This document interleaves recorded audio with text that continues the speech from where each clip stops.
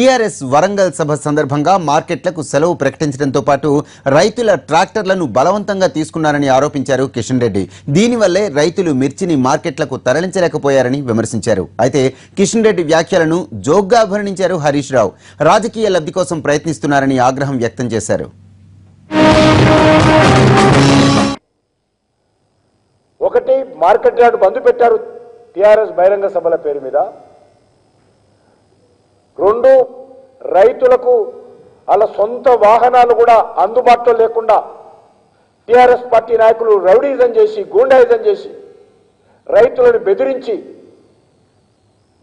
ఆ యొక్క ట్రాక్టర్లు వరంగల్కు తరలించారు. దాని కారణంగా మరుసటి రోజు ఖమ్మం లాంటి ప్రాంతాలకు, వరంగల్ లాంటి ప్రాంతాలకు ఈ వాహనాలు టీఆర్ఎస్ పార్టీ వదిలేసిన తర్వాత విపరీతంగా ట్రాన్స్పోర్ట్ చేశారు.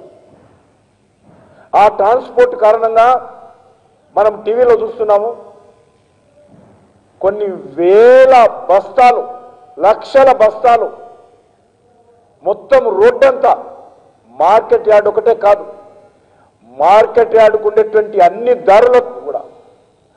దారులు కూడా ఖమ్మంలో ఈ యొక్క మిర్చి బస్తాలతో నిండిపోయింది.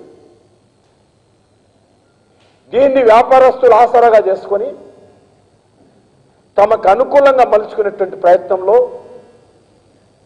ఒక రింగుగా ఏర్పడి దాన్ని 1500కు, 1200కు, 2000కు, 2100, 2200, 2300, 2500 ఈ రకంగా రైతులను బ్లాక్మెయిల్ చేసి పొట్టగొడతా ఉంటే ఇక్కడ ఉండేటువంటి ప్రభుత్వము వరంగల్ మహాసభలు బాగా జరిగాయి అని చంకలు కొట్టుకునేటువంటి పనిలో నిమగ్నమై ఉన్నారు.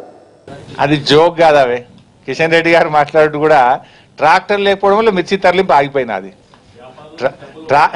ట్రాక్టర్లు అంటే పాపం బీజేపీ నాయకులు ఏదో రకంగా దీని నుంచి రాజకీయ లబ్ధి పొందాలని చూస్తున్నారు. కానీ నేను ఇంకోటి అడుగుతున్నాయి, బీజేపీ పాలిత రాష్ట్రాలు మధ్యప్రదేశ్ ఉంది, మహారాష్ట్ర ఉంది, అక్కడ మిర్చి కొన్నదా?